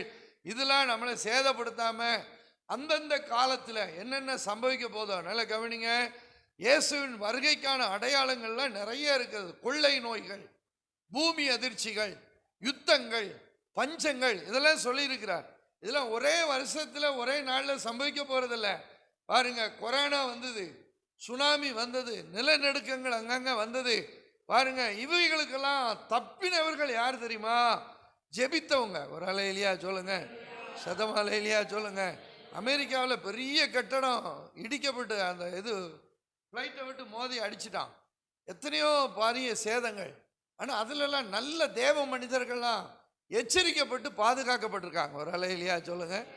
பாருங்க, அப்போ இந்த உலகத்தில் வருகிற கொடிய காரியங்களுக்கெல்லாம் தேவன் தேவ ஜனங்களாக இருக்கிற உங்களையும் என்னையும் தப்புவித்து, இவைகளுக்கெல்லாம் நாம் தப்புவித்து பாருங்க, இந்த பூமியில கிறிஸ்துவுக்காக நல்ல சாட்சியுள்ள ஜீவியம் செய்து அவருடைய வருகை நாளிலே அவருக்கு முன்பாக நம்ம நிற்க வேண்டுமானால் பாருங்க, வேதம் சொல்லுது, எப்பொழுதும் ஜெபம் பண்ணி விழிப்பா இருங்கள். ஒரு அல்லேலூயா சொல்லுங்க. அப்போ ஜெபம் அப்படிங்கிறது எப்போதாகிலும் அப்படின்னு வச்சிடக்கூடாது. சமயம் கிடைச்சா ஜெபம் பண்ணுவோம் அப்படி இல்லை, எப்பொழுதும் நமக்கு ஜெபத்துக்குன்னு ஒரு நேரத்தை ஒதுக்கியிருக்கு. பாருங்க, இனி காலம் செல்லாது. கடைசி காலத்தில் வந்திருக்கிறோம். குடும்பம் பாதுகாக்கப்படணும். நவீன உலகம், பாவம் நிறைந்த உலகம். பாவம் நம்ம சட்டப்பையில தான் இருக்கு. நல்லா கவனிங்கம்மா. செல்போனில் பார்த்தீங்கன்னா ஃபேஸ்புக்கு அது இது நம்ம விரும்பினாலும் விரும்பாட்டாலும் வந்து விழுந்துடும். தெரியாமல் ஒரு பட்டனை அமைக்கிட்டா அதை அனுப்பிட்டே இருப்பான். பாரு பாரு பாரு பாருங்க, லேசாக டச் பண்ணிட்டா போதும். பாருங்க, அதனால பாவம் நிறைந்த இந்த உலகத்தில் நாம் பரிசுத்தமாய் வாழ்ந்து அந்த பரிசுத்த தேவனை தரிசிக்க அவருக்கு முன்பாக நிற்க வேண்டுமானால் ஜெபம் பண்ணி விழித்திருப்போம். கர்த்தர் நம்மை நடத்துவார். அப்படி எல்லாரும் எழுப்பி நிற்போம். ஒரு அரை மணி நேரம் நம்ம இருக்கு, 1/4 மணி நேரம் நம்ம ஊழியங்களுக்காக.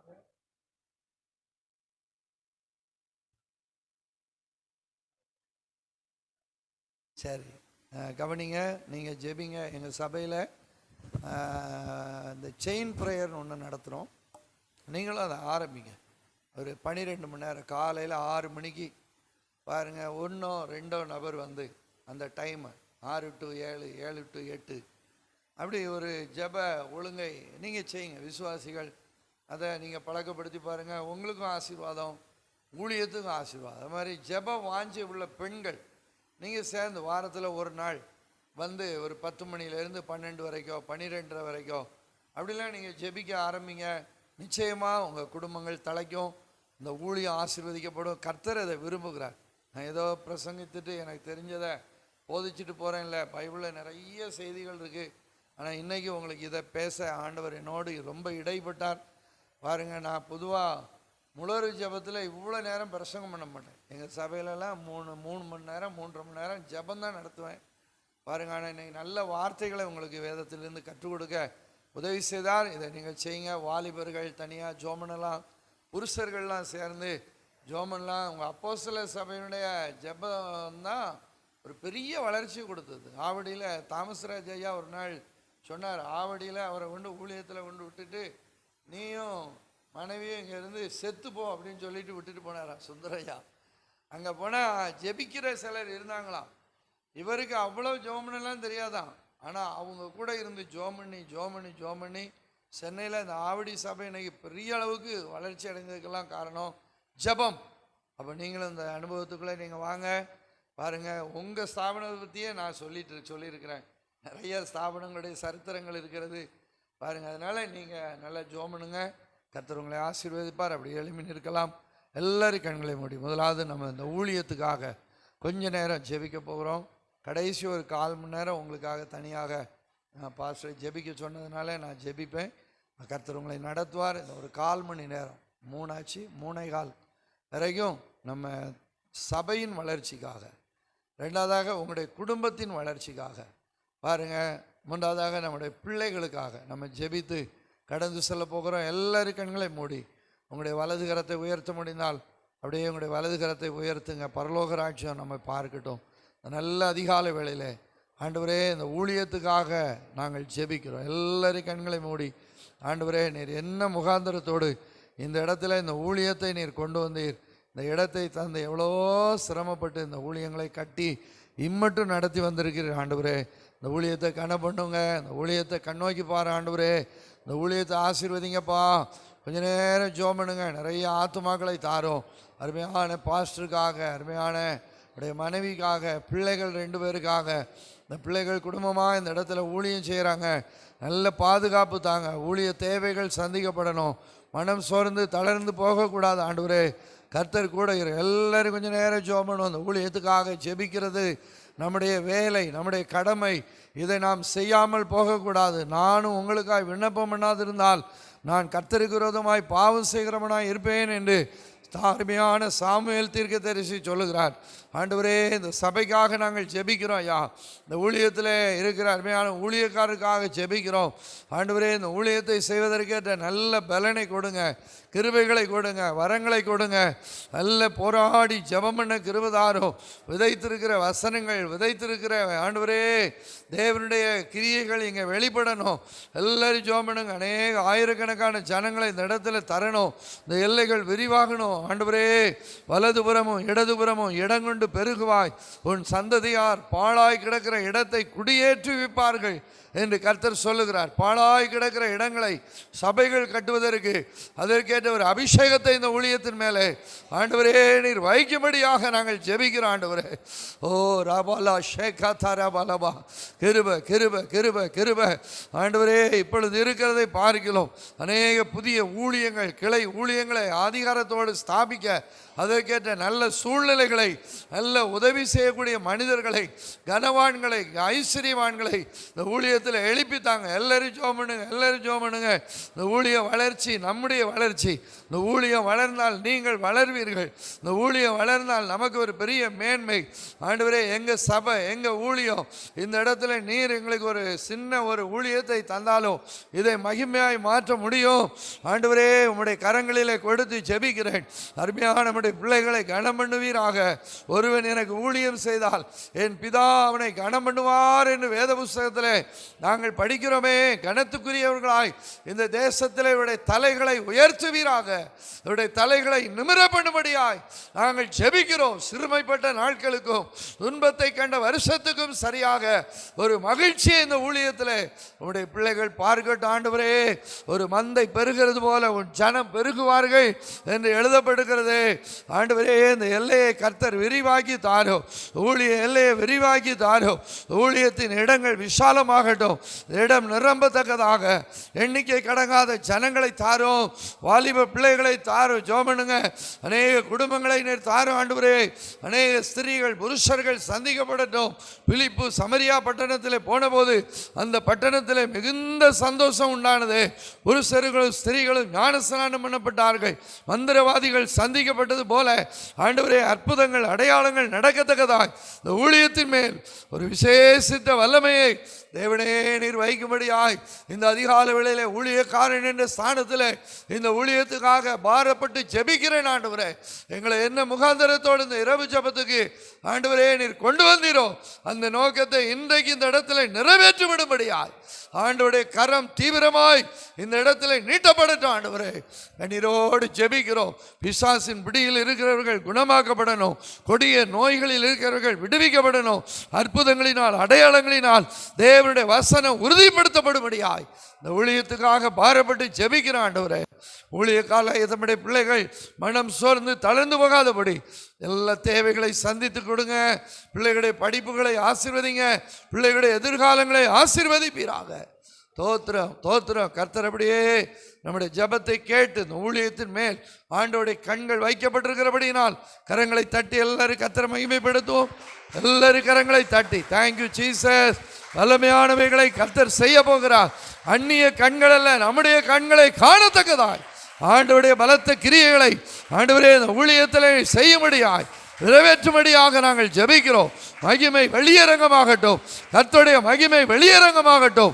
இதோ இருள் பூமியையும் காரிருள் ஜனங்களை மூடும். இதோ கர்த்தர் உண்மையில் உதிப்பார். அவருடைய மகிமை உண்மையில் காணப்படும். உதிக்கிறவன் ஒளியின் இடத்துக்கு ராஜாக்களும் பிரபுக்களும் நடந்து வருவார்கள் என்று சொல்லுகிற கர்த்தர் இந்த வார்த்தையின்படி இந்த ஊழியத்திலே அப்படிப்பட்ட காரியங்களை செய்வீராக ஆண்டவரே. Thank you Jesus. ஆமென். விசுவாச குடும்பங்களுக்காக ஜெபிக்க போகிறாங்க. வந்திருக்கிற உங்களுக்காக, உங்களுடைய பிள்ளைகளுக்காக, நீங்கள் சேர தொழில் வியாபாரங்கள், இதுக்காக இந்த அதிகாலையிலே ஜெபம் பண்ண போகிறோம். பிள்ளைகளுடைய திருமண காரியங்கள், சில முடங்கி கிடக்கிற நிலைமைகள், பல வருஷமாக சில காரியங்களை பிரயாசப்படுங்க, நடக்க மாட்டேங்கி இந்த இரவில் ஜெபிக்க போகிறீங்க. உங்கள் மனசில் சில பாரம் இருக்குது. சில புருஷருடைய இருதயத்தில் சில பாரம், சில சகோதரியுடைய இருதயத்தில் சில வேதனையான நிலைமைகள். பல ஆண்டுகளாக நீ கண்ணீர் வெடித்து கொண்டிருக்கிற சகோதரி, உன் காரியத்துக்காக இன்றைக்கு ஜெபி. ஆண்டவர் இந்த மாதத்தில் ஒரு அற்புதத்தை உனக்கு செய்ய போகிறார். எல்லாரும் கண்களை மூடி உங்கள் சூழ்நிலைகளை அப்படி நீங்கள் சொல்லி ஜெபிக்க போகிறீங்க. உங்களை குறித்து நான் ரொம்ப தெரியாது, ஆனால் ஆவியானவர் நம்மை அறிந்திருக்கிறார். உங்களுடைய நிலைமைகளை நன்றாய் அறிந்திருக்கிற கர்த்தர் இங்கே உலாவி கொண்டிருக்கிறார். சரீரத்தில் வியாதி, பலகீனம், போராட்டங்கள், உங்களுடைய வேலை ஸ்தலங்களில் உங்களுக்கு எதிராக இருக்கிற சில மனிதர்களுடைய சக்தி உங்களை முன்னேற முடியாதபடி அப்படியே உங்களை மட்டுப்படுத்தி கொண்டிருக்கலாம். இன்றைக்கு காண்கிற எகிப்தியனை இனி என்றென்றைக்கும் காண்பதில்லை என்று கர்த்தர் சொல்லுகிறார். ஆண்டவரிடத்தில் அப்படியே ஒப்பு கொடுங்க. தேவனே, இந்த இடத்துல நிற்கிற அருமையான பிள்ளைகளை உங்களுடைய கரத்தில் கொடுக்கிறோம். இந்த ஊழியத்துக்கு நல்ல பக்கபலனாய் உங்களுடைய பிள்ளைகளை கர்த்தர் மாற்றும். இந்த ஊழியம் எங்களுடைய ஊழியம். என்னை நம்பி, எங்களை நம்பி இந்த இடத்துல ஊழியர்களை தந்திருக்கிறார், சபையை தந்திருக்கிறார். இதை நாங்கள் உத்தரவாதம் பண்ணி செய்ய எங்களை பலன் தாரும் ஆண்டவரே. சொல்லுங்க, கர்த்தர் உன்னை ஆசீர்வதிப்பார். இந்த ஊழியத்துக்காக நீங்கள் உதவி செய்கிற கரங்களை நீட்டணும். ஆண்டவரே, என்னை அதற்கு பயன்படுத்தும். என் குடும்பத்தின் காரியங்களை நீ பார்த்து கொள்ளும். கர்த்தரிடத்தை சொல்லுங்க, உங்கள் பிரச்சனைகளை சொல்லுங்க, உங்கள் பிள்ளைகளின் காரியத்தை சொல்லுங்க, உங்களுடைய தொழிலில் இருக்கிற முடங்கி கிடக்கிற நிலைமைகள், தடைப்பட்டு கிடக்கிற காரியங்களை ஆண்டவரிடத்தில் சொல்லுங்க. கர்த்தர் இன்றைக்கு ஒரு அதிசயத்தை ஆண்டவரே இந்த இரவில், இந்த அதிகாலையிலே ஆண்டவர் செய்யுங்கப்பா. தோத்திரையா, தோத்திரையா. அன்றைக்கு சீசர்கள் தண்டு வலிக்கிறதுனால் வருத்தப்பட்டதை கண்டு அதிகாலையிலே அங்கே நடந்து போடுகிற ஆண்டவரே, இந்த இடத்துல நீங்கள் வாங்க. இந்த அதிகாலையிலே உம்முடைய ஜனங்களுக்காய் பரிதபிக்கும்படியாய் எங்கள் இயேசு ஜீவனுள்ளவராய் இருக்கிறபடியினால் தோத்திர ஆண்டவரே, தோத்திர ஆண்டவரே, தோத்திர ஆண்டவரே. கையெடுக்கிற பிரயாசங்களுக்காய் ஜெபிக்கிறோம். ஆசீர்வதிங்கப்பா. தொழில்களை ஆசீர்வதிங்க, உத்தியோகங்களை ஆசீர்வதிங்க. கண்ணீரோடு ஜெபம் பண்ணுங்க சகோதரனே. உன்னுடைய வாழ்க்கையில் ஒரு செழிப்பை தேவனிடத்திலே பெற்றுக்கொள். ஒரு ஆசீர்வாதத்தை இந்த காலவேளையிலே பெற்றுக்கொள். முழுவதும் பிரயாசப்பட்டு ஒன்று அகப்படவில்லையே என்று அன்றைக்கு பேதுரு அங்காலைத்த போது இயேசு அவனுக்கு உதவி செய்தாரே, அந்த இயேசு இன்றைக்கும் ஜீவிக்கிறார். ஆண்டவரே, தோத்திரம், தோத்திரம், தோத்திரம். அதிசயங்களை செய்யும். பிள்ளைகளுடைய படிப்புகளுக்காக ஜெபம் பண்ணுவோம். பிள்ளைகளுடைய எதிர்காலங்களுக்காக ஜெபம் பண்ணுங்க. வாலிப பிள்ளைகளுடைய நலன்களுக்காக ஜெபம் பண்ணுங்க. நல்ல பாதுகாப்புக்காக ஜெபம் பண்ணுங்க. பரிசுத்தமாய் பிள்ளைகள் வாழணும். இந்த கொடிய உலகத்தில் பிள்ளைகள் சேதப்படுத்தப்படக்கூடாது. ஆண்டவரே, பிள்ளைகளுக்காக இந்த நல்ல அதிகாலையிலே ஜெபிக்கிறோம். வீடுகளில் இருக்கிறான், கல்லூரிகளில் இருக்கிறான், ஹாஸ்டலில் தங்கி படிக்கலாம்.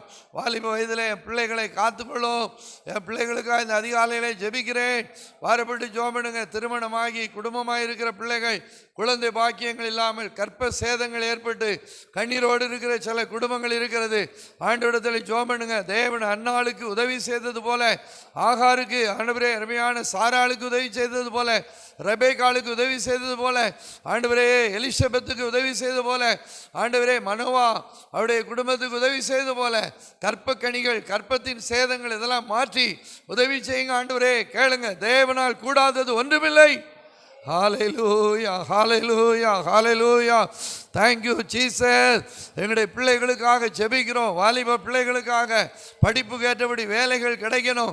நம்ம ஒருவேளை இதெல்லாம் முந்தின பகுதியில் ஜெபித்திருந்தாலும் இந்த அதிகாலையிலே ஜெபம் பண்ணுங்க. காலையிலே அவருடைய கிருபைகள் புதிதாய் நமக்கு உண்டு. காலையிலே தேவன் நமக்கு சகாயம் பண்ணுவார். காலையிலே தேவன் நம்மை விசாரிக்கிறவராய் இருக்கிறார். ஹல்லேலூயா, ஹல்லேலூயா. பிள்ளைகளுடைய திருமண காரியங்களுக்காக ஜெபிக்கிறோம். திருமண தடைகள் எல்லாம் மாறி பிள்ளைகளுக்கு நல்ல வாழ்க்கையை தரும்படியாய் ஜெபிக்கிறோம். ஸ்தோத்திரம். கர்த்தர் அப்படியே ஜெபத்தை கேட்டார். கரங்களை தட்டி கர்த்தரை மகிமைப்படுத்துவோம். ஆமென். ஸ்தோத்திரம், ஸ்தோத்திரம், ஸ்தோத்திரம், ஸ்தோத்திரம், ஸ்தோத்திரம், ஸ்தோத்திரம், ஸ்தோத்திரம். ஆமென். உங்கள் சரீரத்தில் சில பலகீனத்தோடு நீங்கள் வந்திருக்கலாம். ஆமென். சரியாக என்னால் உட்கார முடியல, நடக்க முடியல, என் கடமைகளை செய்ய முடியல, சரீரத்தில் சில வியாதிகள், குடும்பத்தில் யாருக்காவது கொடிய நோய்கள் இருந்தாலும் இந்த அதிகாலையிலே கர்த்தரை நோக்கி பார்ப்போம். வேதம் சொல்லுகிறது, வாதை உன் கூடாரத்தை அணுகாது, பொல்லாப்பு உனக்கு நேரிடாது. எகிப்திற்கு வரப்பண்ணின வியாதிகளில் ஒன்றையும் நான் உனக்கு வரப்பண்ணேன். நானே உன் பரிகாரியாகிய கர்த்தர்.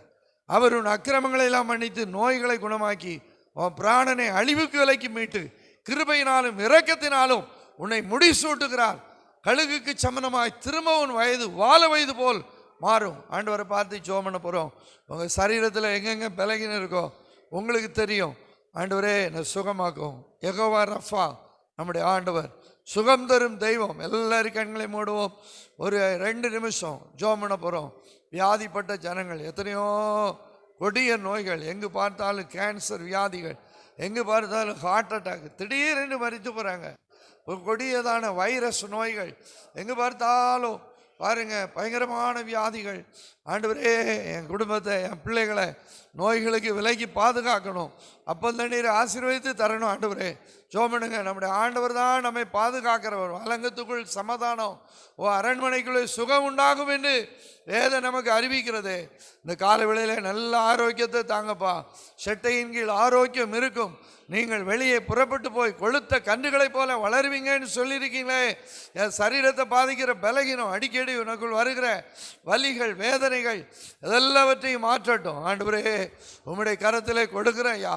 என்னென்ன பிரச்சனையோடு நிற்கிறார்களோ ஆண்டவரே, அந்தந்த அவயவங்களிலே ஒரு புதிய ஜீவன் இப்பொழுதே கடந்து வரும்படியாய், இப்பொழுதே ஒரு புதிய விடுதலை உண்டாகும்படியாய், எல்லா சாபத்தினான வல்லமைகள், சரீரத்துக்குள்ளே போராட வியாதிகளின் கூறுகளை இயேசுவின் நாமத்தினாலே சபிக்கிறேன். இயேசுவின் நாமத்தினாலே இதை கடிந்து கொள்ளுகிறேன். என்னுடைய வியாதிகளை சிலுவையிலே சுமந்து இருக்கிறீர் ஆண்டவரே. நல்ல ஆரோக்கியமான சரீரத்தை தாரும். ஊழியம் செய்ய, பிள்ளைகளை வளர்க்க, குடும்பத்திலே காரியங்களை செய்ய நல்ல ஆரோக்கியத்தை நீர் எங்களுக்கு தரும்படியாய் இந்த காலவேளையிலே கண்ணீரோடு நிற்கிறவருடைய பிள்ளைகளுக்கு தேவ உதவி உண்டாகட்டும் ஆண்டவரே. ஆமேன். தேவன் அப்படியே அற்புதங்களை செய்திருக்கிறபடினால் கரங்களை தட்டி, விசுவாசத்தோடு கரங்களை தட்டி தேவனை மகிமைப்படுத்துங்க. தேவனை மகிமைப்படுத்துங்க. ஓ மகிமை மகிமை மகிமை மகிமை மகிமை வெளியரங்கமாகட்டும், வெளியரங்கமாகட்டும். இயேசுவின் நாமம் உயர்த்தப்படட்டும், இயேசுவின் நாமம் உயர்த்தப்படட்டும். அந்நிய வல்லமைகளை, கிரியைகளை கட்டி செபிக்கிற ஆண்டவரே. ஓ ஹல்லேலூயா. தோத்திரம் தோத்திரம் தோத்திரம் தோத்திரம். ஆமென். கடன் பிரச்சனையோடு சிலரிங்க இருக்கிறீங்க. உங்கள் கடன்களை கர்த்தரிடத்தில் கொடுப்போம். நம்முடைய ஆண்டவர் ஆசீர்வாதத்தின் தேவன். இஸ்ரவேலை ஆசீர்வதிப்பதே அவருக்கு பிரியம் என்று எழுதப்படுது. நீயோ கடன் கொடுப்பாய், கடன் வாங்காதிருப்பாய். கடன் என்பது ஒரு பெரிய பார சுமை. அதை வாங்கினவங்களுக்கு தான் தெரியும். கடன்காரங்களை கண்டு எத்தனையோ பயந்து ஒளிந்து வாழ்கிற நிலைமை. கடனை அடைக்க முடியாமல் எத்தனையோ குடும்பங்கள் தற்கொலை செய்து கொள்கிறார்கள். இதெல்லாம் நம்ம பார்க்குறோம் உலகத்தில். ஆண்டவரே என் குடும்பத்தை நடத்த போதிய வருமானம் இல்லை, எனக்கு நல்ல ஆண்டவரே வசதி வாய்ப்புகள் இல்லை, கடன் வாங்கி இருக்கிறேன், அதை அடைக்க முடியாத ஒரு மனுஷனாக இருக்கலாம். இரவில் உங்களுடைய கரத்தை எப்படி உயர்த்துங்க. கடன் பட்டு இருக்கிறவர்கள் 100 ரூபா கடன் வாங்கினாலும் கடன் தான், 1000 ரூபா வாங்கினாலும் கடன் தான், 1 லட்சம் வாங்கினாலும் கடன் தான். கடனே இல்லாத ஒரு வாழ்வு எனக்கு ஊழியத்துக்கு தாங்கப்பா. ஆண்டவரை பார்த்து கேளுங்க. ஆண்டவரே எங்கள் குடும்பங்கள் ஆசீர்வதிக்கணும், நீதிமானுடைய கூடாரம் செழிக்கும், செம்மையானுடைய வம்சம் ஆசீர்வதிக்கப்படும் என்று எழுதப்பட்டிருக்கிறது. உங்களுடைய ஆசீர்வாதம் இந்த சபையின் மக்கள் மேலே தங்கட்டும், ஊழியத்தில் தங்கட்டும். ஆண்டவரே தேவைகளுக்கு ஆண்டவரே நீர் உதவி செய்யணும். கர்த்தருடைய ஐஸ்வர்யம் ஆசீர்வாதத்தை தரும். தேவன் அதோடு வேதனையை கூட்டார் என்று எழுதப்பட்டிருக்கிறதே. நம்முடைய பிள்ளைகளுக்கு அற்புதங்களை செய்யுங்க. இந்த அதிகால வேளையிலே நம்முடைய ஆசீர்வாதம் என்னுடைய வாழ்க்கையை நிரப்பட்டும் ஆண்டவரே. ஆமேன் ஆமேன் ஹல்லேலூயா. ஸ்தோத்திரம். கர்த்தர் அப்படியே நம்முடைய ஜெபத்தை கேட்டார். ஆக எல்லாரும் கர்த்தரை ஸ்தோத்திரம் பண்ணுவோம். ஸ்தோத்திரம் ஸ்தோத்திரம் ஸ்தோத்திரம். இரவு ஜெபத்தை நமக்கு ஆசீர்வதித்து கொடுத்தார். ஆக எல்லாரும் ஸ்தோத்திரம் பண்ணுவோம். ஸ்தோத்திரம். வந்திருக்கிற எல்லார் மேலும் அவருடைய கரத்தை கர்த்தர் வைத்து ஆசீர்வதிக்க முடியாது ஸ்தோத்திரிப்போம். ஸ்தோத்திரம். அருமையான பாஸ்டருக்காய் கர்த்தரை ஸ்தோத்திரம் பண்ணுவோம். அருமையானுடைய மனைவிக்காய் கர்த்தரை ஸ்தோத்திரம் பண்ணுவோம். பிள்ளைகளுக்காய் கர்த்தரை ஸ்தோத்திரம் பண்ணுவோம். ஆமென். இன்றைக்கு ஒரு சிலர் வர தடைப்பட்டாலும் வருகிற மாதங்களில் திரளான ஜனங்கள் வர உதவி செய்ய முடியாது ஸ்தோத்திரம் பண்ணுவோம். சபை பாகுபாடு இல்லாமல் அநேகர் இந்த இரவு ஜபத்தில் வர கர்த்தருடைய இருதயங்களை பேசும்படியாய் கர்த்தரை ஸ்தோத்திரிப்போம். இந்த ஊழியத்துக்காக கொடுக்கிற கரங்களை ஆசீர்வதிக்கும்படியாய் ஸ்தோத்திரிப்போம். இன்னும் ஜெபிக்கிற மக்களை இந்த ஊழியத்தில் எழுப்பும்படியாய் ஸ்தோத்திரம் பண்ணுவோம். இந்த நாளில் இருந்து ஒரு வித்தியாசத்தை இந்த ஊழியத்தில் தேவன் செய்ய போகிற அதற்காக கரங்களை தட்டி எல்லாரும் கர்த்தரை மகிமைப்படுத்தும். தோத்திரம் தோத்திரம் தோத்திரம் தோத்திரம். ஆயிரமான வாலிப பிள்ளைகள், சிறு பிள்ளைகள் இந்த ஊழியத்தில் வரும்படியாய் கரங்களை தட்டி கர்த்தரை ஸ்தோத்திரம் பண்ணுவோம். ஆமேன். தோத்திரம் தோத்திரம் தோத்திரம்.